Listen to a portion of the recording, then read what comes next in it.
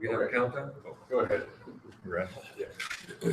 Welcome, gentlemen. Really appreciate y'all being here. We are with the U.S. candidates for U.S. House of Representatives, District 2, and we will let everyone individually introduce themselves. What we'll do, I'll start, and the Daily Mail staffers will introduce themselves. And then when it gets to the candidates, starting with you, Mr. Mooney, introduce yourself. Again, you're speaking to us, and you're speaking to whoever may be listening, and there'll be a story resulting from here. But give about a 2-minute introduction as to why you're running, and then we'll open it up and we will be asking questions. So, again, I'm Kelly Merritt, editorial page editor of the Charleston Daily Mail for the past year and a few months, and welcome y'all. Appreciate y'all being here. I'm Don Silver. I'm an editorial writer. I'm Phil Rombo, the managing editor. I'm Brad McElhenney. I'm the editor. I'd like to welcome you here today. It's an honor to be able to have this political discussion right up close and personal. Again, this is an editorial board meeting rather than a debate. So we'll kind of maybe be a little more orderly, which is not to say that there might not be some back and forth, but you know, if we feel like it starts to get too far out of hand, we'll go, stop it. So appreciate y'all being here. Thank you. I'm business editor Jared Hunt, business editor / interim state house reporter. Tell us about yourself. Sure. My name is Alex Mooney. I'm 43 years old. I am a West Virginian by choice. You've heard a lot about that in the campaign. I'm sure you'll continue to hear it. We're proud of our choice to live in West Virginia. My wife is 46 years old. The Lord has blessed us with 2 children, ages 11 and age 9, a boy and a girl. And a bonus surprise on the way. We've got one coming within the next 2 weeks to be born right here in Charleston. Really any day now.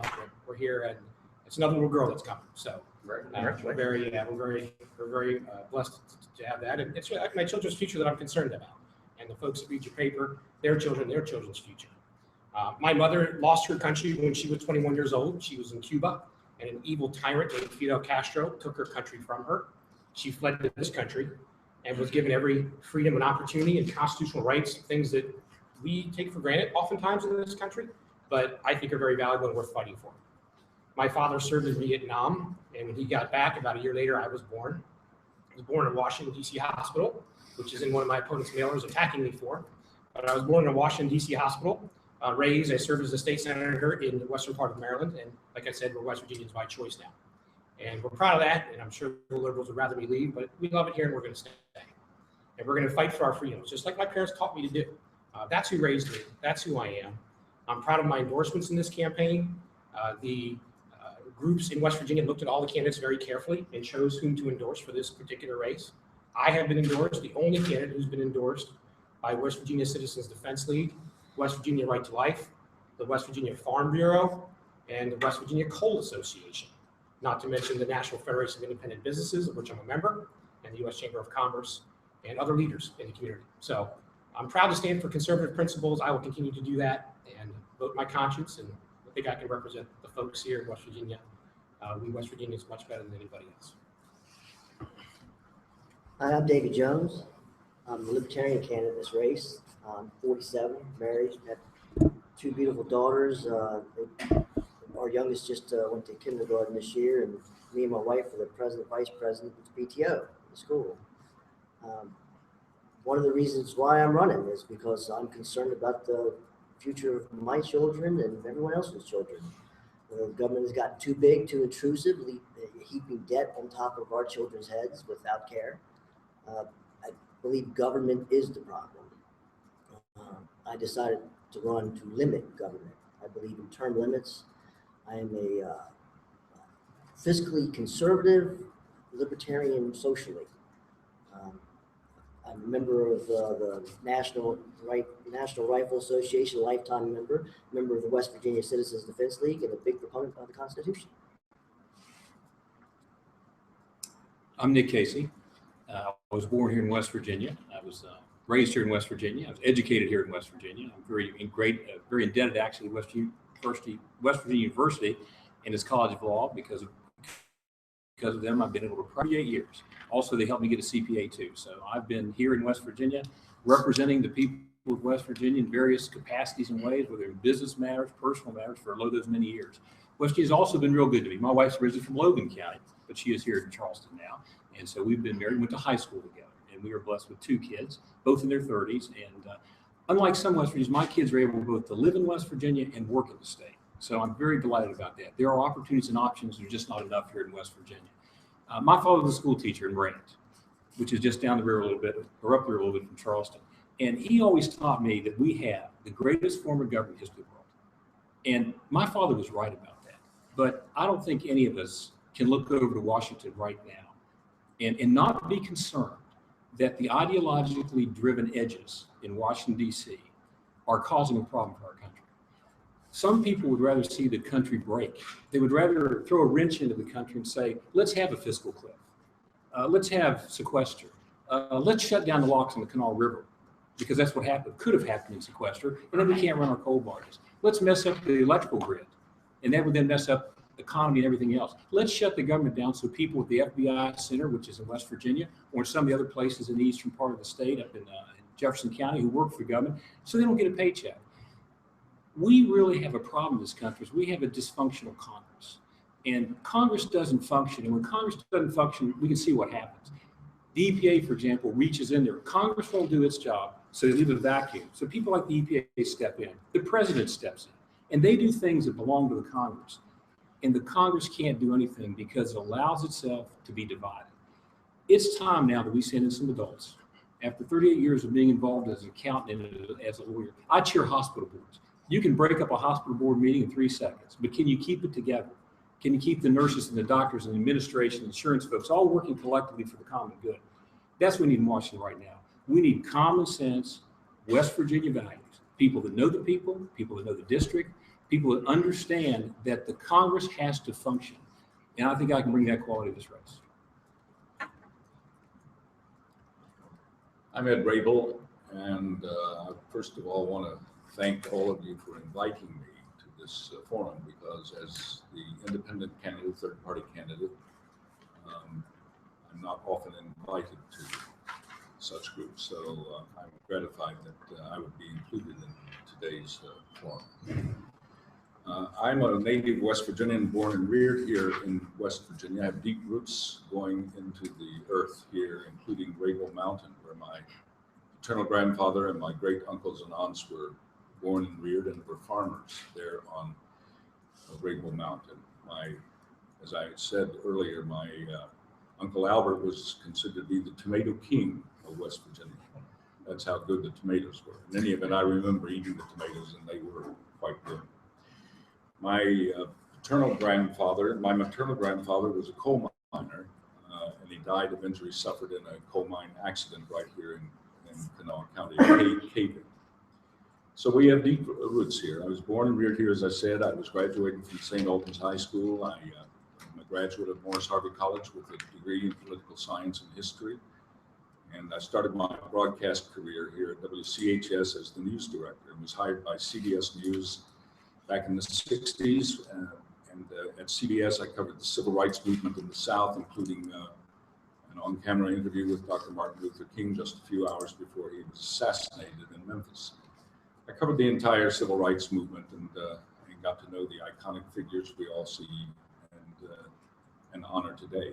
I went off to cover the war in Vietnam for more than a year, covering combat operations there from 70 to 71. I covered the wars in Central Soviet Union, was still around trying to project power into the Western Hemisphere through Cuba. So I've been to Cuba more than 100 times and have gotten to know the country and its people quite well. And covered the wars in Central America, the guerrilla wars there. So I've been a combat correspondent for much of my life. And then as the national security correspondent for NBC News at the Pentagon for 4 years, I covered the DoD and traveled with the Secretary of Defense all over the world, getting to know lots of world leaders, both dictators and despots, and the delightful ones as well. So I've gotten to know the world and the people and the leaders quite well, including coverage of the White House and the Congress and as I said, the Defense Department in Washington. So I know Washington very well. I lived there for more than, at least I had a home there in Great Falls for more than 12 years. So I've had a long and varied career, and I feel steeped in the political process in America, not just covering but also penetrating the powers of the precincts where politicians keep their secrets, and I've uncovered some of those and exposed some of those from time to time. So I feel quite qualified to be a candidate here in the 2nd Congressional District for Congress, not just because of all the experience I've had, but because also I had to garner 2,269 signatures. That meant meeting thousands of voters in the 2nd Congressional District and getting their understanding and ideas about what they're feeling and what their hopes are. And what I found, as Mr. Casey has indicated, is that they are sick and tired of the dysfunction in Washington, and they want something different. In fact, they are emblematic of a Gallup poll nationwide that showed that more than 2/3 of those who responded to the poll wanted a third choice.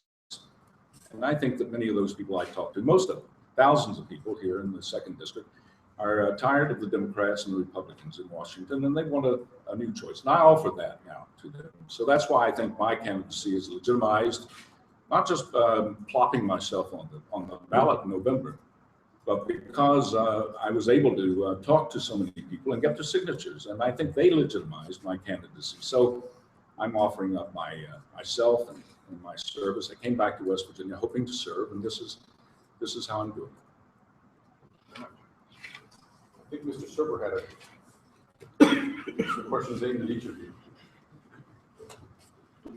Okay, I'm first up. Oh, yeah, these are going to be individual questions. The rest of them I ask officers. I thought we'd start off with Mr. Jones. Now, you're running, and you really don't have much of a chance. And do you think that this is taking up space that other people could have to, to get the issues, to make the decision between Mr. Mooney and Mr. Casey? I don't agree that I don't have a chance. Polls were clear. 58% of Americans want a third party. I believe that I bring the ideas from both sides. And the problem that we're having right now in Congress is neither side can agree on anything. So I think people, and I've talked to many people that agree that they're just tired of the whole left and the right and the blue and the red, and they want someone that'll do something and someone that'll stand up for their values. So I believe that people are tired of the whole decisions of what party you're with. They want to look at character. They want to look at where you stand. And I bring that. I bring that to the Okay, they're tired of the two parties, but are you a good alternative? I believe I am, because I believe people can relate with me, because I am the average West Virginian.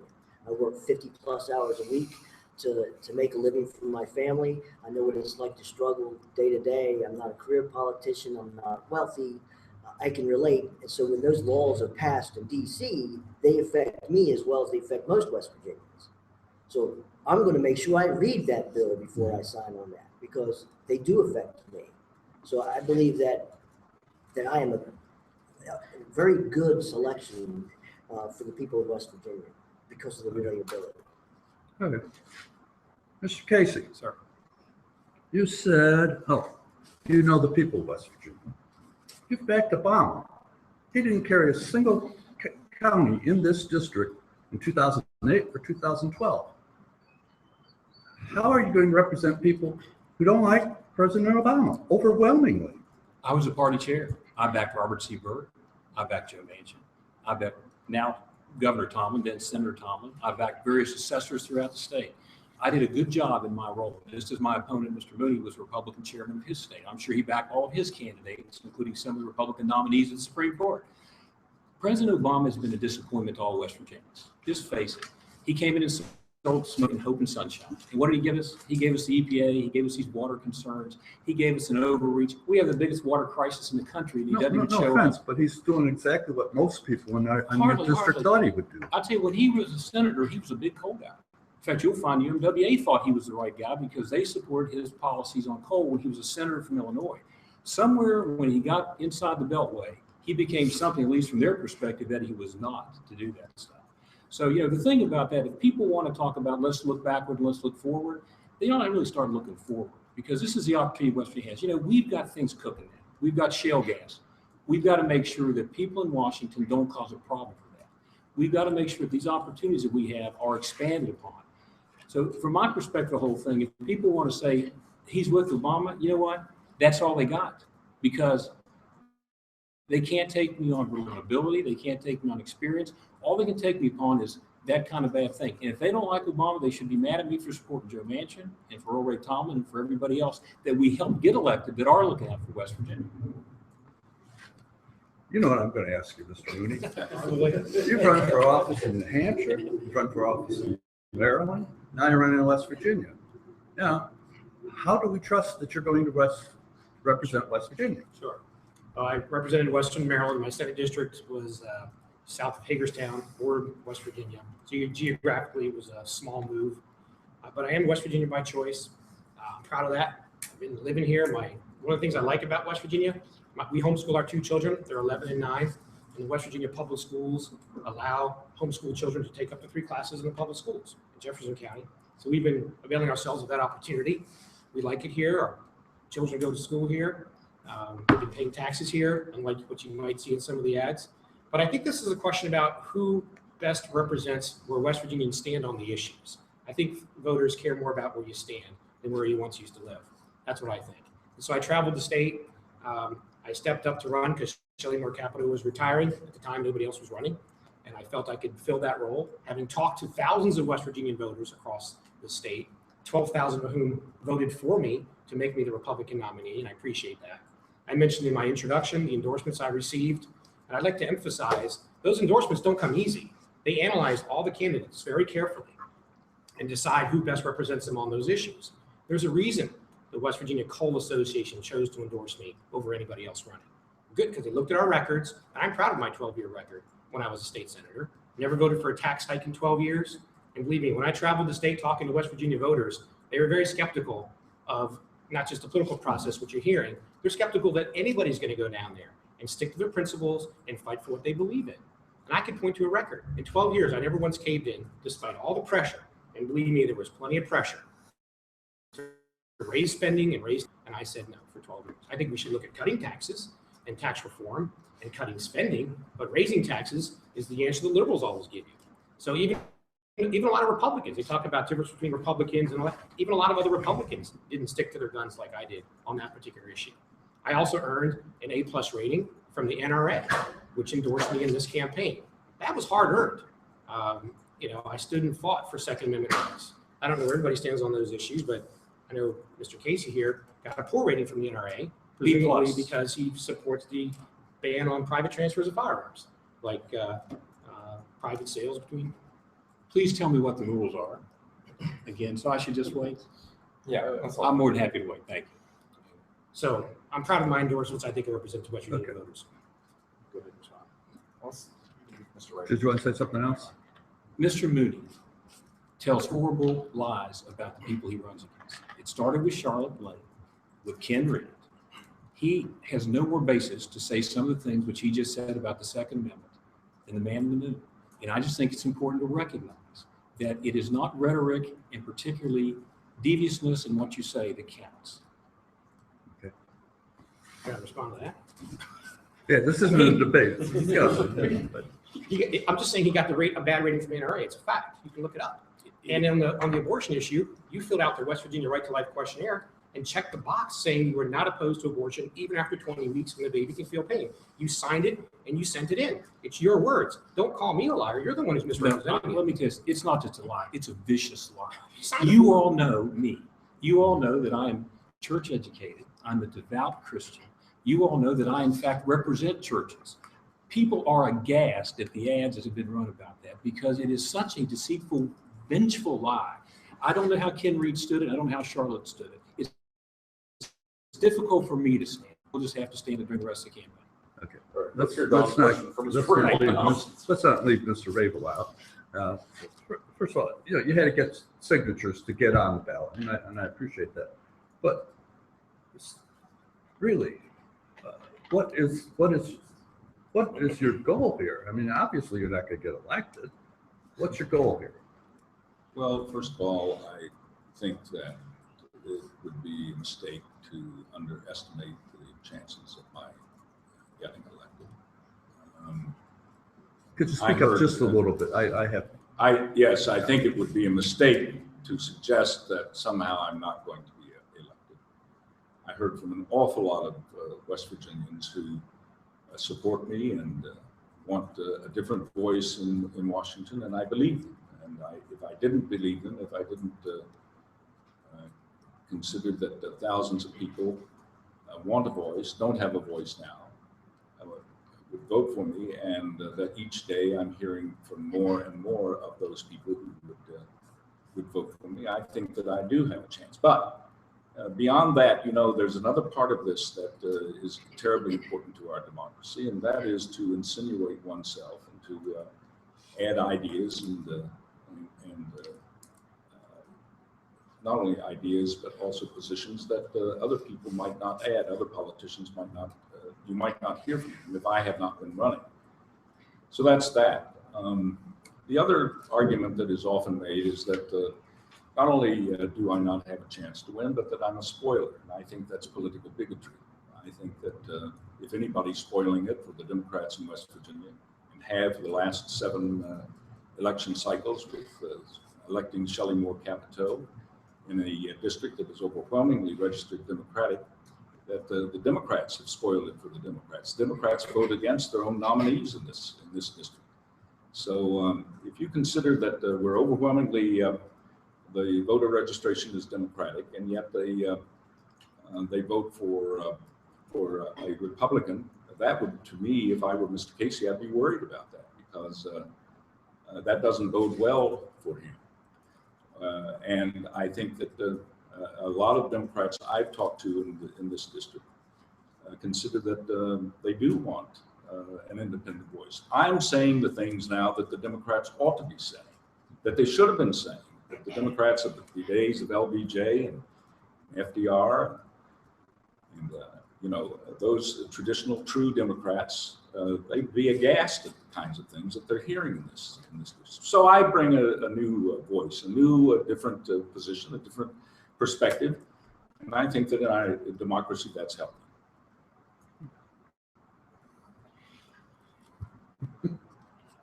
I'll start with, we'll go down the road on this one and start with you, Mr. Wright. Obviously, be right with Congress, I would think, and obviously we all talk about what's wrong with Congress, and we see a lot of it. What do you see that's right, and what do you see that's wrong? That as a member of a new member of a body of 435 representatives, that you think you can have impact on? Well, I think that as an independent, if I were elected, that I would have a lot more power, a lot more leverage in Congress than either the Democrat or the Republican. Because while I would probably caucus with the Democrats, nonetheless, there would be issues on which I could take a stand that I think might help to break the gridlock. There are, this is a do-nothing Congress. It's stalemated, it's locked. And everything that Mr. Lau proposes, they oppose. So we can't govern that way. That isn't the way our system is set up to govern in the first place. So I think that a new voice, an independent voice, would bring a difference to the Congress that we're not hearing from the Democrats and the Republicans. I think the asset that I had to the Congress is ability and experience. I helped write the Horizontal Well Act that let us develop the shale oil. We did that down at the legislature. And now we see this renaissance of booming gas production. Hopefully there'll be midstream production, and then we'll have other crackers and other manufacturing, a real renaissance for us. Once again, energy will be the center point of West Virginia on the East Coast. On top of that, I come from an energy district. I understand coal mines. I understand water power. We've got on the Ohio, we've got on the Potomac, we've got the gas in between. We've got geothermal hotspots. I understand the production of energy, the extraction of energy, and how you turn it into, you have to burn it and do something with it to turn it into power. And I understand that because I come from that background across this district to get there. And then on the other side, I also understand the fiscal side of it. I'm the treasurer of the American Bar Association. We balance budgets. I'm the treasurer of the hospital. Every organization I'm on, I'm the treasurer of. And we learn things out. When you're on the fiscal responsibility side, that there is a budget, which we haven't had in Congress now for 5 years or so. We've got that continuing resolution good till November 12th. No budget, no measuring stick to work against when you don't have a budget. So if you add me to the mix in Congress, I think what we find are you've got ability, experience, and some judgment. The other thing is I think Congress's strength is there are some good people in Congress. Forget the R&D stuff. There are some good people in Congress. What our problem in Congress, I think, is bad leadership. I think there's a pretty good group of players on the team, but if you don't have a good coach, and I would say it's across the board, whether it be on the Democratic side of leadership or the Republican side, they can't seem to work together enough that they can let the people that have some skill sets within the Congress shine and do some things. And so the plus is I think I can bring some ability and some judgment and some common sense. And the negative side is we need to change the leadership in the Congress. I'd say across the board, let's let a new set of coaches have a shot with this group of players they have, unless we can't do something for the common good. Well, people in Virginia seem to get rid of one of theirs, Mr. Camp. I believe I bring a couple. If you could speak up just a little. I bring a couple of positive things here. One, relatability. I think that's the problem that we're experiencing right now. Congress can't relate to the average American. They just can't. They're either career politicians or they're wealthy. They're just in there to gain power. So I bring relatability. I also bring, interesting enough, I'm sitting right in the middle of what just transpired. I'm a libertarian. I'm not running to be a career politician. I'm running because I'm concerned about the future of my children. And because I sit in the middle of both sides, I can hear and maybe bring some kind of consensus to both sides. So the fact that I'm sitting here is interesting, if not prophetic. I also understand the coal industry in West Virginia. Both my grandfathers were coal miners. Unfortunately, they both died of black lung. EPA didn't help with that, did they? I believe that the EPA just collects money. That's all they do. It's what a lot of these agencies do. They collect revenue for the government, and they're unconstitutional. Congress should be writing legislation, as the Constitution said, and nothing else. Could you repeat the original question? Is it what's right with Congress? Well, there's some things, obviously, there's some things right with Congress, and obviously there's some things wrong with Congress. What do you think's right? Okay. What do you think's wrong? And particularly as a new member of a 435 member body, how can you impact that? Okay. I thought you asked what was right with Congress as part of that. Some of that gets lost. For example, we have a new Veterans Affairs Secretary. And despite the lack of compromise on a lot of issues, such as, say, Obamacare, which was passed without one Republican vote, no compromise whatsoever, imposed on the people of this country and people of this state on a partisan fashion, the Veterans Affairs Administration, Veterans Affairs was a mess. VA was a total mess. We all know that. Obama was not managing that well at all. So that guy resigned. And then we had to come up with a new Veterans Affairs Secretary. Well, guess what? Both parties agreed on the guy. He comes out of the private sector, used to run a private business. Republicans liked him, Democrats liked him, Obama picked him, and he's now, by unanimous vote, the VA Secretary. So it is possible to work across party lines when both parties are willing to do so. That has not happened on Obamacare. It's been a disaster. I think we need to do that. When it comes to issues that are divisive, both parties need to look at each other and sit down and say, where can we agree? Instead of the political attacks, and what you see all the time, where can we agree? I've done that in my past, worked across party lines. We're not going to find issues where we agree. The coal issue would be one. And I would compliment Shelley Moore Capito, whom I wholeheartedly support in her race for the U.S. Senate, and Congressman David McKinley. They passed a bill to allow the state of West Virginia to have more leeway on the disposal of coal ash. That had been a big issue. Under Obama, refused to allow coal ash disposal in an economically feasible way, in a good way that's environmentally healthy. We wanted to do that here in West Virginia, and it's been a problem. It's one of the many ways the EPA and Obama have, I believe, abused their authority and powers to harm the coal industry in the state and take away good paying coal jobs. We need those coal jobs here in the state. So that bill passed the legislature. I believe there's Democrat support in the U.S. Senate for that. However, here he's not bringing it up, along with hundreds of other good bills that the U.S. House of Reps has passed. So, I mean, there are some differences of opinion, and good, honest disagreement is okay. That's why we have this process. It's certainly better than what happens in other countries, like the one my mother had to flee because of the takeover. So I will work across party aisles, but I also stand in my principles. There's a time to work across party aisles and come up with solutions. There's a time to and fight for what you think is right.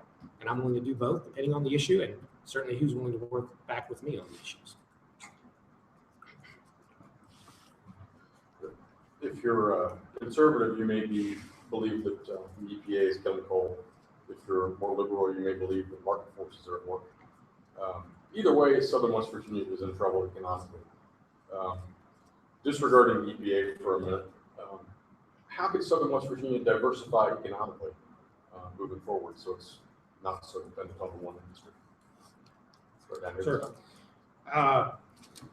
Lots of ways. I mean, obviously, I'm not giving up on coal. We should continue to fight for that. But you say you want to take that out, not discuss the EPA and the coal specifically. Well, we've heard a lot about the Yeah. EPA, I'm thinking. You know, it's a beautiful, beautiful landscape in Southern West Virginia, and there's opportunities for tourism, the Greenbrier, great opportunities there. I think we need to bring manufacturing jobs back. I've met with some businessmen around the state who have woodworking companies, and as long as they can find, you know, a good location, good roads to go back and forth. So we definitely need quarter H and transportation bills, so the roads can go back and forth, and we can have the economy and the commerce we need. And as you know, as a member of Congress, I'll partner with anyone in the state of West Virginia, talk with the business leaders, see what they need to expand, create more jobs. Unfortunately, as Mr. Jones said, and many times the government gets in the way of that. Things like Obamacare, all the mandates, the tax policies, the lawsuit abuses. I mean, we have to cut the lawsuit abuses, the frivolous lawsuits left and right. That makes it hard to bring businesses to the state. We have to look at those things and tackle them and address them in jobs. You know, it ceases to amaze me that West Virginia isn't number one. We have timber, we have natural gas, we have coal. Why are we not? And it really comes down to government intervention. I think we need to eliminate government intervention to allow our state to thrive.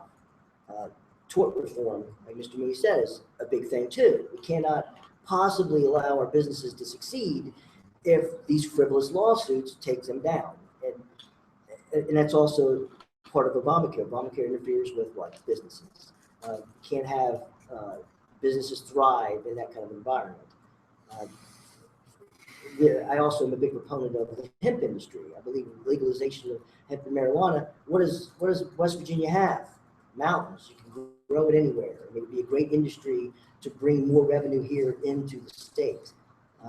There's lots of potential. We just need to get government out of the way. This is outside the district, but being around here, it makes it quarter G's already done for the southern part of the state. Maybe the addition of the King Coal Highway.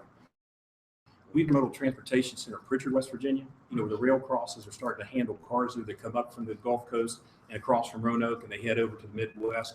That intermodal situation is a great place for warehousing and other things to occur right there.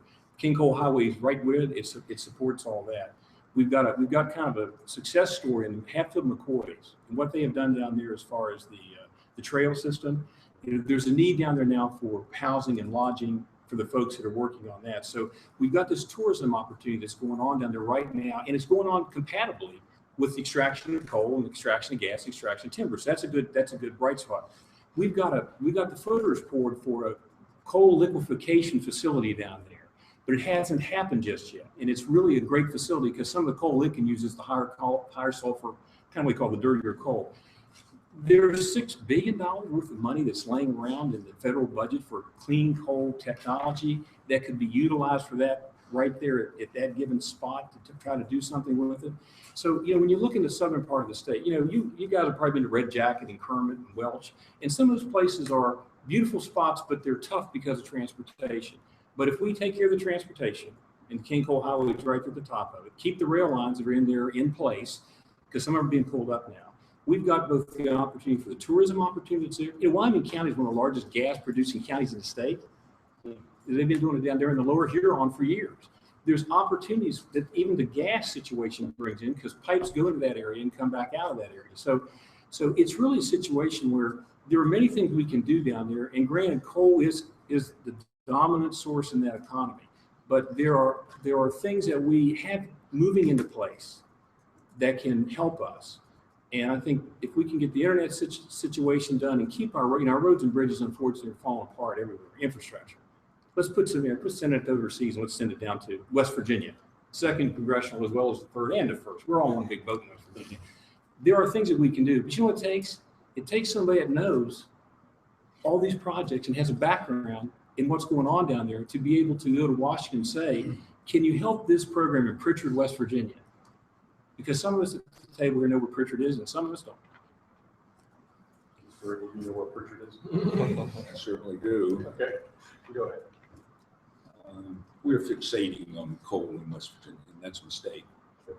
It's both dishonest and deceitful to even suggest that if the EPA were to disappear tomorrow, that somehow coal is going to come bounding back and the coal miners' jobs are going to be replenished. That's a lie. Let me tell you something.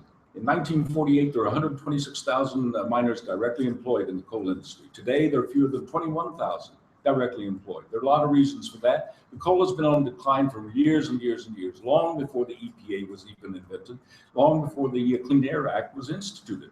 The biggest private employer in West Virginia today is Walmart, not coal. So obviously, we have to think about a transition. You know, coal is in decline. The whole world is trying to figure out how we're going to save the planet. If we continue to emit, spew carbon dioxide into the atmosphere. So this whole business of, pandering to the fears of the people of West Virginia by saying that Obama is waging a war on coal is just deceitful and dishonest and a lie. Mr. Obama isn't conducting a war on coal. If anybody is conducting a war on the coal miners, it's the coal industry itself, because they are mechanizing, modernizing the coal. They're not stupid. They're going to mine coal as efficiently as they possibly can. And that means fewer and fewer miners with mountaintop removal. I'm for a moratorium in the future mountaintop removal and fracking. We have got, and you're right, we have to determine what we're going to do to keep young people here. We've lost 40% of our population since 1950. That means the best and the brightest have left our state. The reason, they don't have anything to go to. They're not going to be coal miners in our state. So we have to diversify the economy. We have to exploit tourism. We must fix our crumbling infrastructure. It's outrageous. 30% of our bridges are on the verge of collapsing. And we have got to think about investing in renewable energy. And we've got to get away from looking in the rear view mirror and stop pandering to the fears of the people by attacking Mr. Obama and suggesting he has a war on coal. That's just outrageous. We have got to move on. We can't continue to look to the past and the rearview mirror about the coal. And when these guys talk about coal, they're not talking about coal miners and coal communities and their families. They're talking about the coal industry and protecting the investments of the coal industry. That's where they get their money from. That's where all that money is coming in to support their campaigns. So I'm opposed to it. I want to diversify the economy. I want to keep young people here. They're leaving.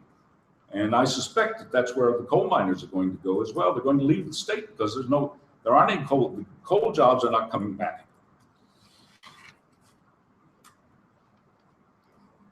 I'll go next. Start Mr. Rabel again.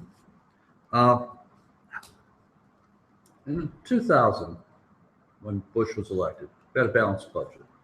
Since then, we've borrowed $13 trillion in 14 years. This is unsustainable. How would you balance the budget? I wouldn't balance the budget. Let me tell you something good. But our national debt is not like credit card debt. Forget about that. We don't balance the budget in America.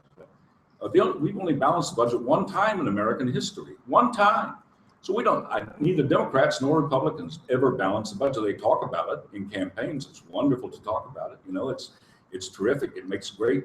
It tickles the ears of the voters to talk about balancing the budget. We don't balance the budget. That's the way we do business. We determine how we're going to spend our money, and then we pay our bills. And we pay our bills not on balanced budget, but by paying the bills. So, people talk about balancing the budget much as they would talk about, keeping the budget in line in their churches and their schools and so on. But that isn't the way we do business in America. Well, 50 states do it that way. Well, yeah, 50, but the United States does not do it that way. The Congress does not do it that way.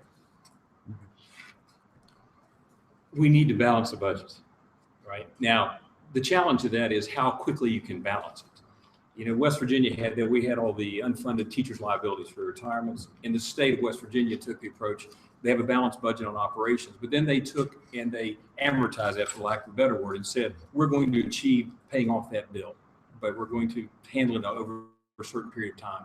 And, you know, if you look, if the Congress would sit down and do a budget, you see what your priorities are when you do a budget. You determine that you don't have unlimited resources. I know they have a printing press. They shouldn't be using it that way, but you don't have unlimited resources. You sit down and say, what are the national priorities that are the public common good?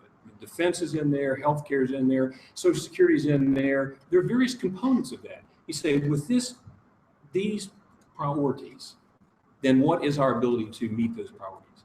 You know, can you meet them all? You hope you can, but you probably can't. And that's when you have to start making what I saw the decisions about, all right, how do you deal with that? And that's a process. That's not do a fiscal cliff and do a 3 months continuing resolution or have these continuing resolutions.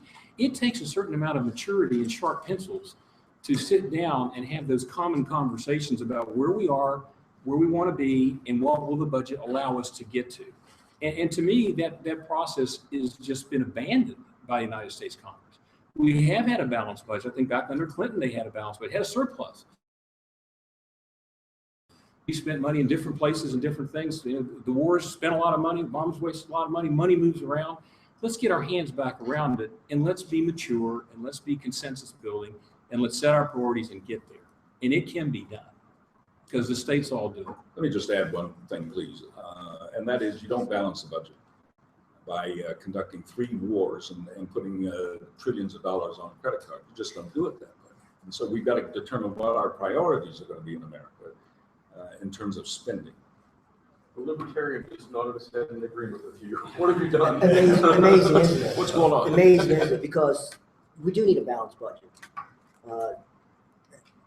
Like Ed said, you can't balance a budget by wasting money.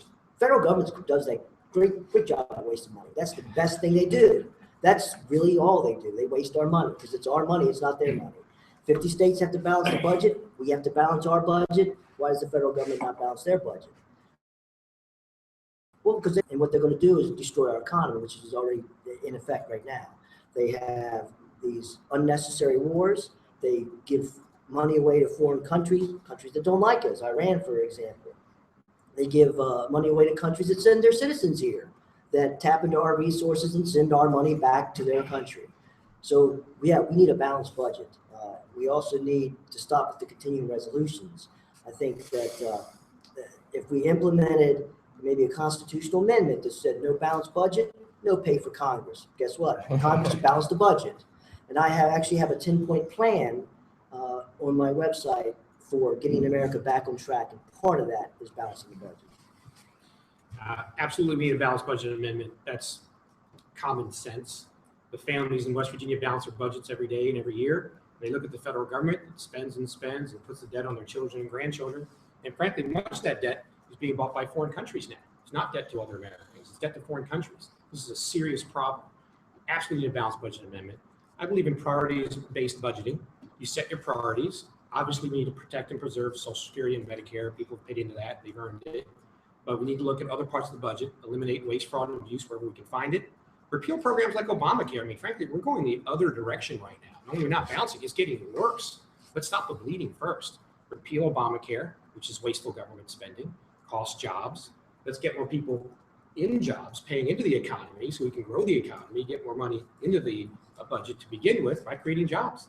But what's often happening right now from the President of the United States, who I don't even think proposed a balanced budget in all his years as president. It'd be nice if the Democrats actually proposed a balanced budget so we can start the discussion. If there was ever a need for bipartisanship, it's on spending and balancing the budget. Let's have both people. Let's have the Democrats propose budget, Republicans propose budget. That balances and work it out. But now Republicans propose budget and Democrats just tap them for it. You know, so we're not having an adult conversation on this, and we do need that. I'm committed to providing that. It's going to take some tough decisions to cut spending because I dealt with this before. So you need someone who has a special project that they want, special benefit, whatever it might be. They're funding for their project, and you don't spend it, they attack you for it. So maybe even now as I travel, people say, I want to repeal Obamacare. So, oh, there's people on Obamacare. Well, we need to find a healthcare program that actually reduces costs, gives parents, let the free market get in there and create a better system rather than a whole new big government expensive program.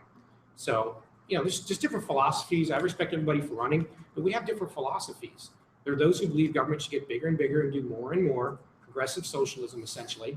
You know, those like me, I'm a Ronald Reagan conservative.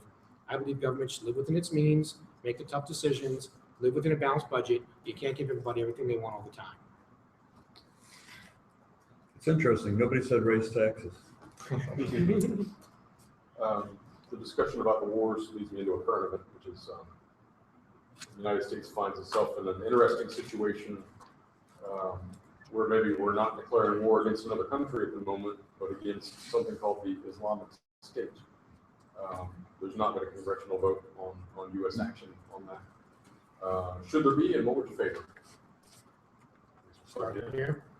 I'd like to see a plan. I think the problem here is the president of the United States has been all over the place. He starts off by saying, don't cross this bright red line, and people cross it in Syria, and there's no repercussions.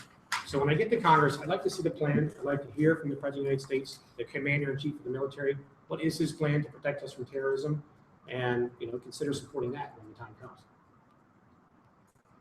Dropping bombs and killing people, that's war. Whether you say it or not, it's war. And Congress is the only one that can start a war. So Obama, again, overreach. That's what the executive branch has done, and that's what the government has done in general. It's just overreach.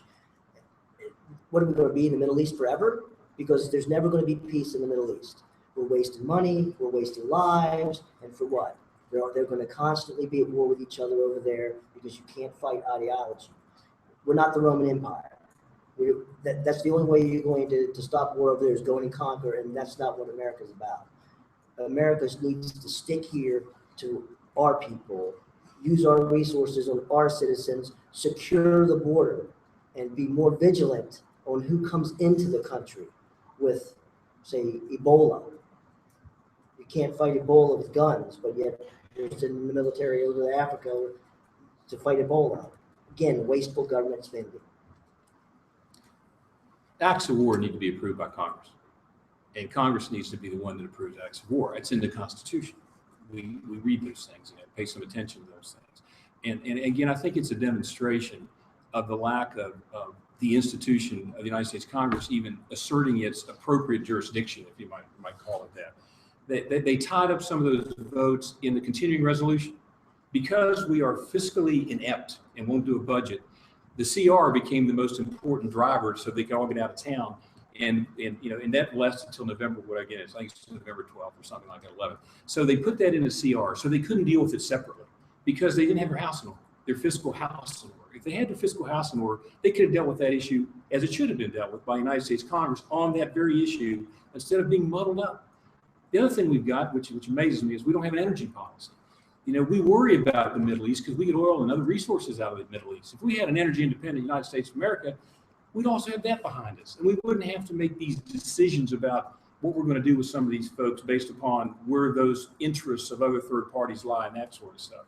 There are things that are sacred to the institution of the United States Congress, and they belong to the Congress. And the Congress needs to, again, get some new leaders in there to assert their authority and work as a body to say this is our jurisdiction and we appropriately have the authority to make those decisions and we will vote on them and make them. As the national security correspondent for NBC News at the Pentagon for 4 years, I grappled with these very issues day in and day out. And so I think I have some experience and knowledge of how the United States goes about policies with regard to intervention and foreign adventures and wars, for that matter. And that is that, the whole question of where the United States is in terms of its global power and reach and effectiveness, those things are fundamental with America. We have long considered ourselves to be the indispensable nation, that we don't simply sit idly by, that we aren't Fortress America, that the oceans don't protect us, that we have to be active in the world, and our military is dedicated to following the instructions of the commander-in-chief in that regard. Now, you can talk till you're blue in the face with regard to non-intervention, and certainly Mr. Obama's entire campaign for the presidency was based on getting us out of the wars in Afghanistan and Iraq and so on. I was in Iraq, by the way, 2 times, covered both of the Gulf Wars. And I was in Baghdad prior to the air war and the first Gulf War, and I watched Saddam Hussein and his brutality, and I'm quite familiar with it. And I was based in Israel, by the way, lived there for 2.5 years, and so I looked at the Palestinian-Israeli conflict close up and personal. And so it isn't as if I'm not familiar with those things. So what I'm trying to say is that we can't simply stand by idly and allow people, to cut off the heads of people, imprison people, encourage rape. We can't, as morally as the American people, can't do that. And I think that that's the balance that the president right now is trying to achieve, is somehow not once again commit the boots on the ground in those countries, but at the same time assert ourselves with our principles, American principles. And one of the things that trouble, of course, the brass at the Pentagon is mission creep. The whole idea that you have good intentions, that you go on the ground to try, and in the air, to try to stop some of these things, and then where do we go from there once we've achieved a certain amount, and then the adversary, something else that is unpredictable. It's a whole question of unintended consequences when we commit ourselves to certain arenas. So we have to be very, very careful in how we exercise American power. We're the most powerful, but we're the only superpower on the face of the earth. We have 11 battle groups. Each of those battle groups has an aircraft carrier, and we project power very easily around the world. But we're not going to withdraw in our borders, within the borders of the United States. We're going to continue to be a superpower. We're still challenged globally by the Chinese and others, and we're simply not going to do that. I think that the president right now is trying to be careful not to commit us to another devastating war on the ground, and while at the same time trying to protect American lives abroad, and also to carry out our moral responsibility to those people. I've got short answer questions. Okay. Jared, do you have any questions? We're going to an hour or 90 minutes. Well, we started late, so we're going to go an hour. Okay. So you got another?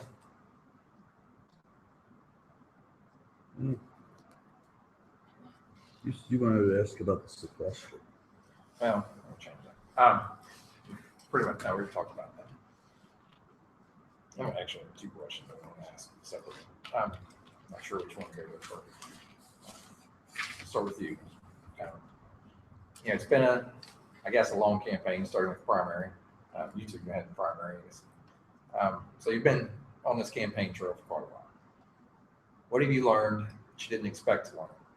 And what have you learned? Is there anything that you've learned that made you change, maybe change how you think you would act if you were elected? Well, even before I announced running, I traveled and talked to the voters in advance to see what their concerns were. And we voters of West Virginia want solutions to a lot of the concerns we've discussed today. They want a balanced budget. I mean, it's clear that we West Virginians want to demand a balanced budget. I remember I was out knocking on doors when President Obama did the trip to Africa and spent $100 million in this Africa trip last year. The outrage at the folks whose doors I knocked on, that $100 million could be spent like that on a trip. And it was unbelievable. And they see the wasteful spending, and they want that under control. I mean, it's been reassuring to hear that the voters of West Virginia, like me, want freedom. They want government to trust them to make their own decisions for themselves, not to make them for you. And that's why the resentment of Obamacare. I think folks like Joe Holland here in Charleston, who stood up against for his religious freedom and against the forced taxpayer funding of abortion that Obamacare was forcing on him, was reassuring. And I think the voters of West Virginia want someone who's going to stand on those kind of principles and defend their freedoms, not to have those things imposed on them. So I would say I've learned it. I've been reassured that voters of West Virginia are hardworking. They want the opportunity. They want the jobs. They want to see jobs brought here. The pain of the coal miners, that was discussed earlier, but the pain of the coal miners that are losing their jobs and their families and their neighbors, to see that pain is real. More than I think President Obama and his Obama Democrat liberals can understand what, what they're doing here to the heritage of our state, to the families of our state. That's been quite impactful. I went down underground in a mine here in Kanawha County, the Speed Mine with Patriot Coal, and it's safe. They're good jobs. I think we need to encourage that, not attack it. So that's been reassuring, really. When you've learned or anything you do different now? I found that it's very time consuming when you're working a 50-hour job too. So it's very hard. My wife is, I never see you. It's very difficult, but it's well worth it because I have found from everyone I talk to, they want someone of character. They don't want a career politician. They want someone who can relate to them. They don't care about Democrat or Republican anymore. They just don't. They want somebody that's going to go to D.C. and not be for the government.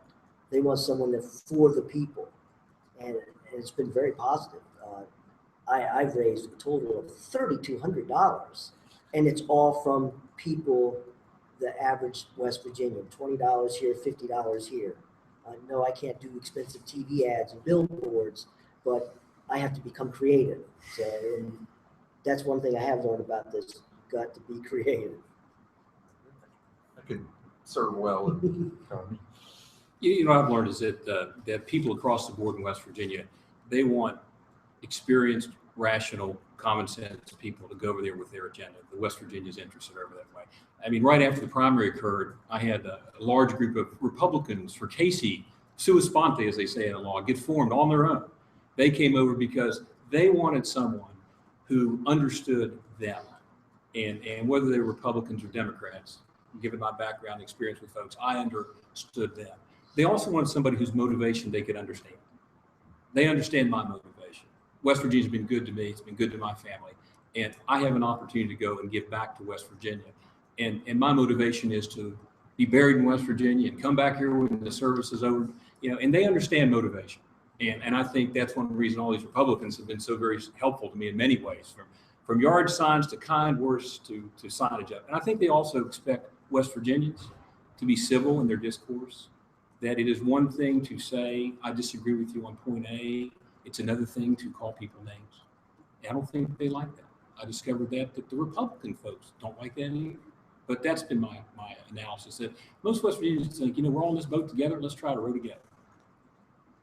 I think in the months that I went out gathering signatures, those signatures required more than 2,269 because we have gathered thousands of signatures because the Secretary of State threw out some. So it took months and talking to many, many people. And what I learned then and what I'm continuing to learn now is almost to a person. Each of them declared to me, let us get money out of politics. We cannot spend corporate money in politics anymore. We're sick and tired of the rich getting richer and leaving the rest of us behind. And those are the things they told me. I didn't make those things up. They told me that, and that's why I'm buoyed in this campaign. That's what I have learned from the voters, is that they think that traditional politicians have not served them well and aren't serving them well, and that they want a new voice, and that they want corporate money out. They can't tolerate the Koch brothers sending money into our state and supporting politicians. They can't stand the extractive industries continuing to support our politicians. And they, just the average people want to be able to see that they can make headway, and that our system of democracy isn't perverted by the money that is coming. That's the thing that I think I've learned more than anything else. A couple of quick questions, just specifically for Mr. Case, and then second question for Mr. Mann. I talked to the other day someone whose opinion I value highly, and was very involved, very knowledgeable about West Virginia politics. And she said, and this is specifically to you, Nick Casey is a nice guy, but he's still been president or chief of the West Virginia Democratic Party for a number of years. He's still a trial lawyer. He's still going to be, he's still going to vote party line in Congress. So just like your thoughts. Well, she's a little misinformed. I'm not a trial lawyer. I've never been a trial lawyer. I mean, I'm a lawyer. Apparently being a lawyer is not a really good thing to be. But I mean, I'm a lawyer, but so I'm not a trial kind of guy. That's not what I do. I'm a CPA lawyer. I do businessy stuff to do. I merge people and sell businesses and do that sort of stuff, help the states. So to do that, and I think what you've got to look at on that is I go back to the motivation. If people say Nick Casey is really a good guy, that's good, but he's going to be a trial lawyer, then she's not as well informed as she should be, and I need to inform her better. And if she thinks I'm going to vote the party line, the balanced budget's not anybody's party line except mine. That's the line I think is appropriate for that. And the party, I've already spoken very clearly that I think the leader of the Democratic side of the House, Ms. Pelosi, needs to not expect me to vote for it because I won't. So that's not the party line. So I think what they've got to recognize is that what they want is somebody that understands their issues and who's prepared to be independent. I'm not going there to be there for the next 40 years. I'm going over there to do service. And when I go to do a service, I'm going to serve no one, certainly not myself. I've never served when I go to work on houses in Clay County in the summer, I'm not doing that for me. I'm doing that for the kids mostly so they learn how to serve others who work on it. It's all about trying to serve something and give something back. And I would hope that she would look a little closer at our information and she would be able to discern that her best bet for somebody that will be available to her, understand her issues, and respect her for her commitment to West Virginia is me. For you, you think you've been hit with this question, you've been hit with several times, but and you said earlier the liberals were saying this. Well, I'm not liberal, but I have to ask this question because when I see this, someone says, okay, he moved to West Virginia. It does look like the guy moved to West Virginia solely to run for office to represent. And I don't know your background in Maryland other than what I've heard of the campaign. I mean, did you move to West Virginia for political gain or just address that? Sure. No, we decided to move to live in West Virginia because it's a state that shares our values. And you talk about motivation, those are my motives. I want to live in a state that shares our values. And I want to fight for them, continue to do that. I notice when you talk about people's motivations, normally the person can decide for themselves what their motivations are, not have their liberal Democrat opponent tell them what their motivation is. So I'll tell you what my motivation is. It's to live in a state that shares our values and fight for our freedoms. This is the state I decided to live in because this is where I wanted to live. And Shelley Moore Capito was retiring. As I mentioned earlier, somebody needed to step up and hold that seat for conservative values.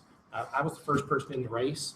I'm fortunate that over 12,000 on the Republican side. I was the first person. Mr. Casey was in earlier, but and raising money and working hard to take the seat from the Republican Party. And I am a conservative Republican in the Ronald Reagan mold, and I believe we should fight for those things. So I don't apologize for the fact that I was raised, and I believe that we stand up and defend our values. Doing that in a public policy process, I think, is something that is worth doing, despite the attacks that come your way, the personal attacks. And you see it in the U.S. Senate race also. Natalie Tennant is personally attacking Shelley Moore Capito. I've been personally attacked. The voters deserve better than that. The voters deserve to know where you stand on the issues. And there's a reason, again, when I met with the voters across the state, that the NRA, the West Virginia Citizens Defense League, chose me as the guy that will defend their Second Amendment rights, chose me as the guy that will defend their farmers. I've been endorsed by the West Virginia Farm Bureau, the West Virginia Farm Bureau. I've been endorsed by the West Virginia Citizens Defense League, as I mentioned before, West Virginia Right to Life.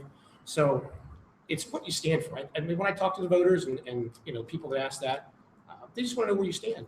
And I'm proud of the fact that we're West Virginians by choice, that we send our, we educate our children here, and we're going to have our baby here in just within 2 weeks. And we love West Virginia, and we should be welcoming and encouraging people to come here and make this their home if they weren't, native to the area. We should encourage that, not attack people for it.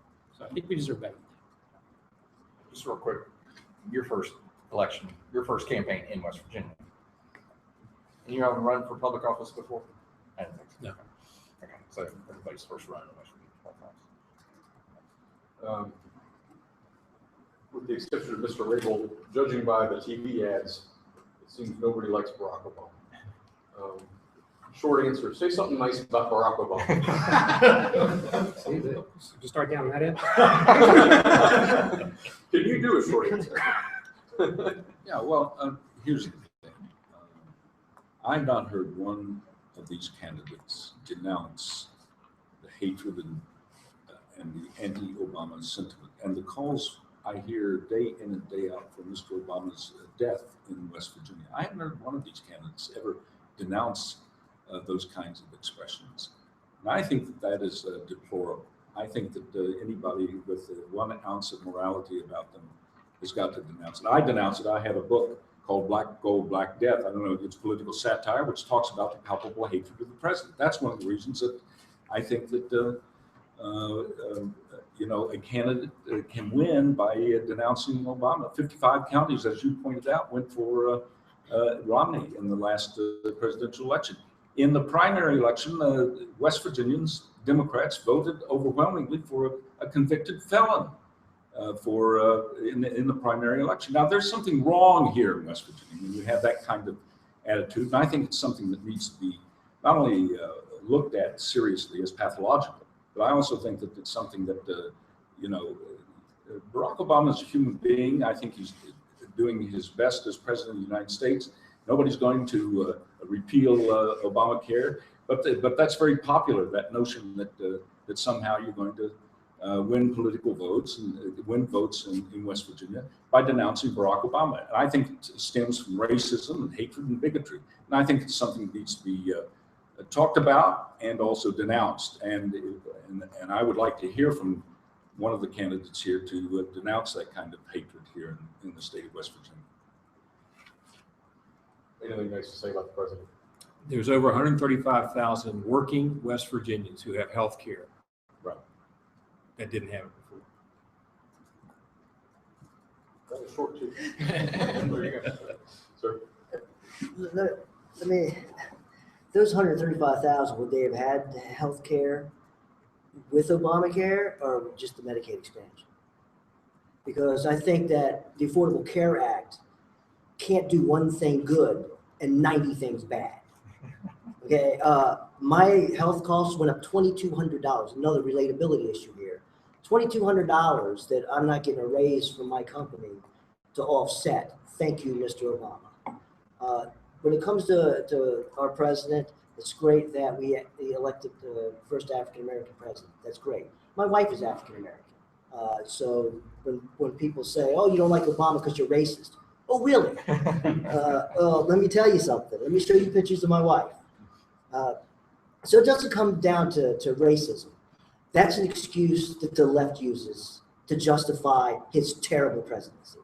And that's all it is. Okay, terrible presidency. Do you have anything nice to say? Oh, I did. The Medicaid expansion. Okay. All right. And the fact that he's the first African-American. Yes. All right. I guess I would say the gentleman he picked for Veteran Affairs Secretary looks like he could do a good job. I'm glad he worked with Republicans on that choice and came up with somebody there. I do not agree with the allegations that anybody who doesn't support Obama must be a racist. People can oppose Obama, as I do, because his agenda is the coal industry, what he's doing to our freedoms, our Second Amendment rights. That's why I oppose Obama. And voters I talk to, that's why they oppose Obama. Nothing to do with race. We shouldn't be putting that in the discussion. Heck, even Obama himself doesn't put that in the discussion. Others rise above that, and it's unfortunate some folks at this table have not risen above that. We should talk about the issues and not, personally attack people. One more short answer. And I'm going to eliminate us as possibilities and the guy over there. Name somebody in the room that you would vote for who isn't yourself. Name somebody you would vote for isn't myself? Yes. Your choices are Mr. Jones, Mr. Casey, or Mr. Rabel. I'm comfortable voting for myself. Sorry. Mr. Jones. Afraid I'd have to say the same thing. I sit right in the middle. I'm the perfect pick here. It's a difficult question because it'd be one of these two guys. Okay. At least they know their way around. All right. I'd vote for the person who supports independence. All right. Everybody cheated, but That's a libertarian, right? nobody read the wins cassette. whatever. I got 3 votes. I won. All right. Do you think we're wrapped up? I think we're done. Well, we really appreciate you guys being here. Thank you. And, Appreciate you. as soon as I push the off button, we can say what we really think. But it's been a great discussion. That was very smart of us to put you in the middle. There wasn't.